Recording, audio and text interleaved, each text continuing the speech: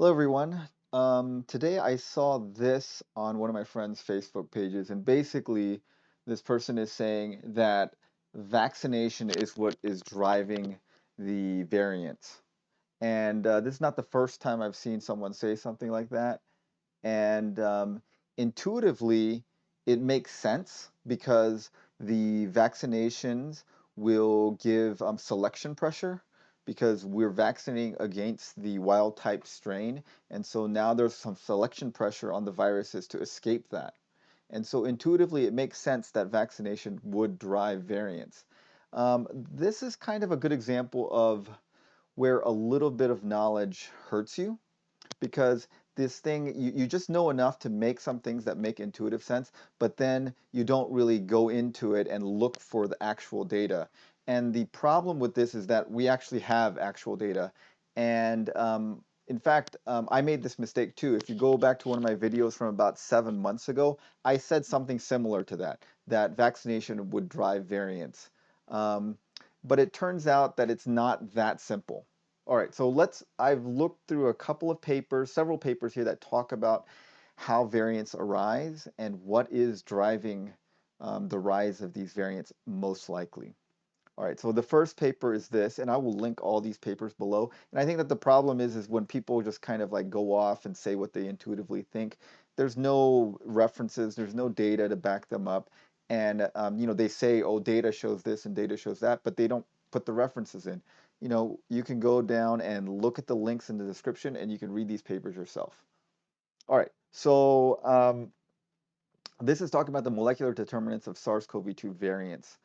Basically, it goes through here and gives us some background information on how these things occur. So coronaviruses are RNA viruses that use an RNA-dependent RNA polymerase to generate genomic copies.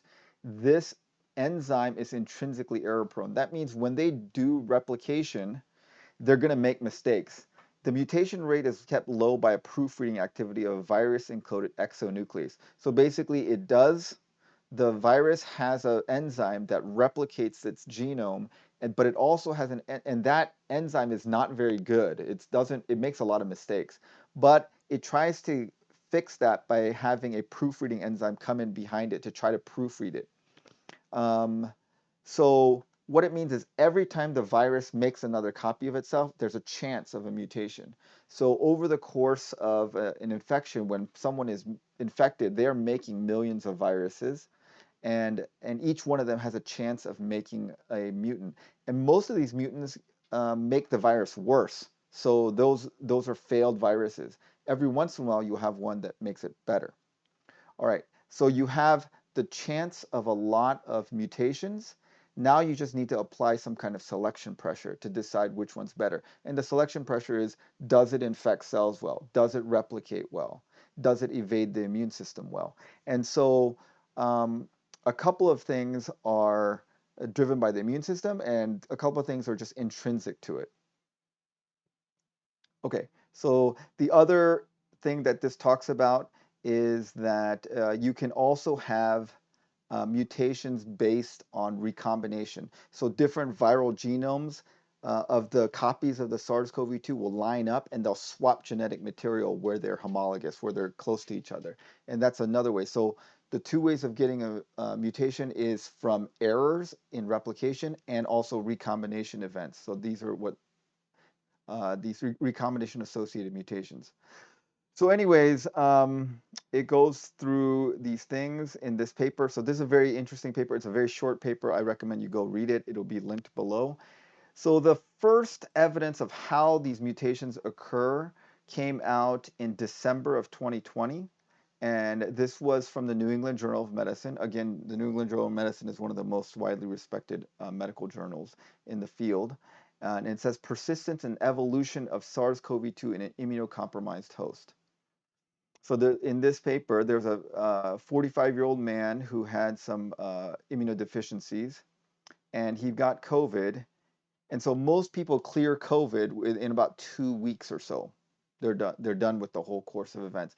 Within 2 weeks, your immune system has taken care of the thing. So you are either going to get worse if you can't handle it and you'll die within 2-3 weeks, or you'll recover.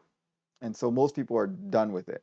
This patient had uh, COVID for 154 days, so almost half a year. He unfortunately succumbed to it. And so let's go through his course. So patient was diagnosed. He received a 5-day course of remdesivir, which is an antiviral drug. Large studies have shown that remdesivir is not that effective anymore. And then they give him glucocorticoids, so steroids. That is a standard treatment still. And then he seemed to get better and was discharged home. Then he was at home from day 6 to day 68. But then he came back to the hospital 3 times for exacerbations. And then they found that he still had positive RT-PCR. Then on day 72, he was admitted again because he wasn't breathing well. He got another course of remdesivir. Then in day 105, he was admitted for a secondary infection.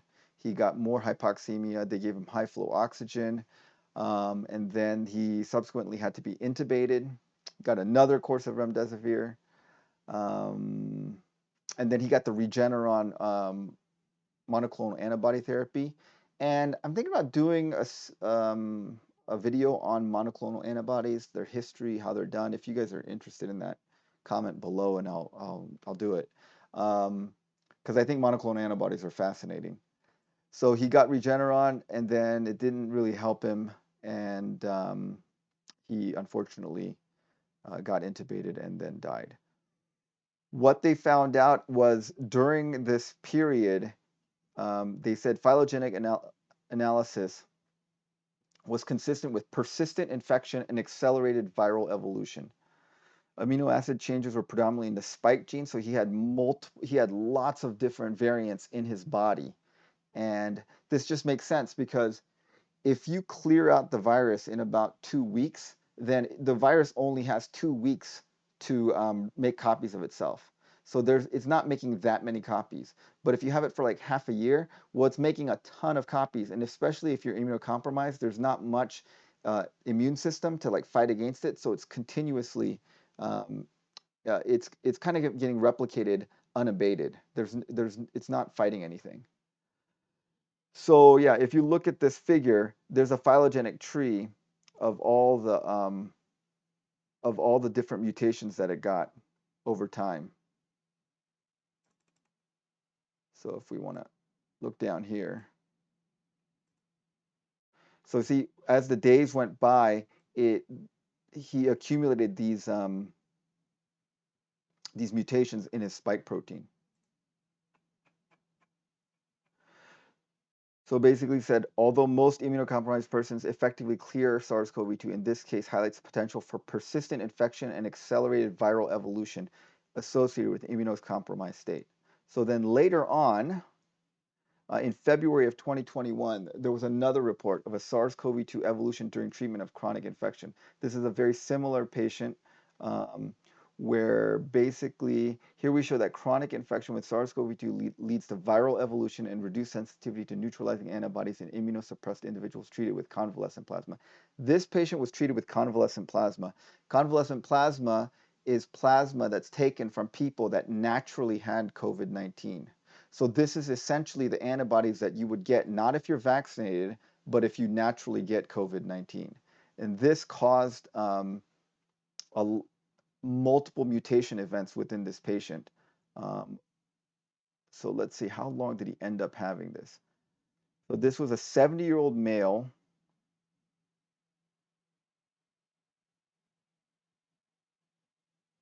Okay, so he had it for 102 days and he unfortunately died. So he was treated with remdesivir and convalescent plasma, and that drove evolution of a lot of different variants in this patient. Then similar things happened again. So this is another paper talking about within host viral evolution in severely immunocompromised cases with persistent SARS-CoV-2. So same case here, and then they're talking about how remdesivir and plasma therapy, convalescent plasma, possibly drove the emergence of SARS-CoV-2 variants. So in here they have two theories on which it would happen. let's see if I can find it. Okay, here we go. So the first hypothesis for the emergence and selection of new CAR-T is the natural linked to selective pressure of the host's immune system. So that's one way, and there are other ways they're thinking, well, in immunocompromised people, you give them convalescent plasma, and that drives the selection pressure. So if we look at the currently known variants of concern, we'll find out that it's most likely the natural hypothesis, but we know that um, that immunocompromised people who have this long duration of unabated mutation, that unabated infection and replication drives mutation and selection pressure within one person. And then this is the last paper. This is not published yet. This is a preprint, and they have the same thing where I think this patient had it for 311 days. So this is the longest infection, and this patient also had multiple mutations throughout the course.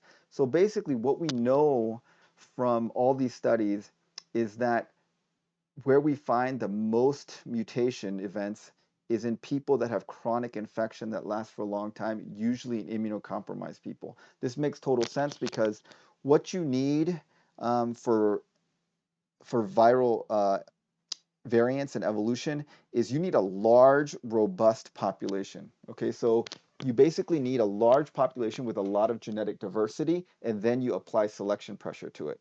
So if you, and you can have a large number of population within one patient or within the entire population of the world. So if you wanted to stop mutations, variants, you would want to reduce the population of the virus. So either don't have not very many people infected by it, or have people infected by it, but for a short period of time. So the two things that drive variation is having large numbers of people infected and also having it in, the infection last for a long time. Both of those things will cause a large diversity of genetics within the virus. And so is it being driven by vaccination? I mean, vaccination does apply selection pressure probably, but then also natural infection drives a selection pressure, because natural infection, you will mount an immune response, and the selection pressure will be to try to escape the immune response. But just looking at the various variants of concern, we know that most of the variants of concern that we know about now arose in populations that were not highly vaccinated. So remember the first variant that we were worried about was the UK variant, the B117. That arose back in September of 2020. Now, back in September of 2020, vaccination was not widely available. They were undergoing testing at that time. The United Kingdom and the United States did not start vaccinating healthcare workers until late December, right? So this arose in the setting of no vaccination. The beta arose in South Africa in May of 2020. Again, there was no vaccines available at that time. Gamma, and South Africa is still not well vaccinated. Gamma, the P1 variant came out of Brazil. Brazil is not well vaccinated, and the Delta came out of India, and India has a very low vaccination rate, but they had a high infection rate. Um, and also, what's most interesting is the beta and the gamma have a decent amount of immune escape.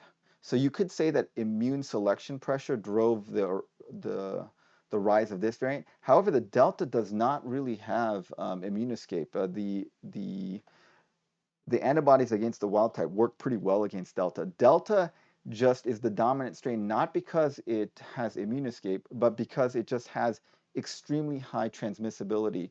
If you watch my previous video, Delta makes about 1,000 times more viral particles than the wild type. So it just basically floods, it overwhelms people with volume, not by being a better better immune escape. So this delta did not arise because of selection pressure from immune escape. It arose because it's just more transmissible and it's more infectious.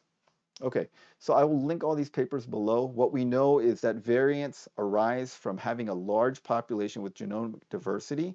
That's either by having a long period of infection in a single person, like all these immunocompromised people, we're having a large number of people infected. And based on the known variants of concern, they do not arise in highly vaccinated populations. So vaccination so far is not the main driving pressure in these variants.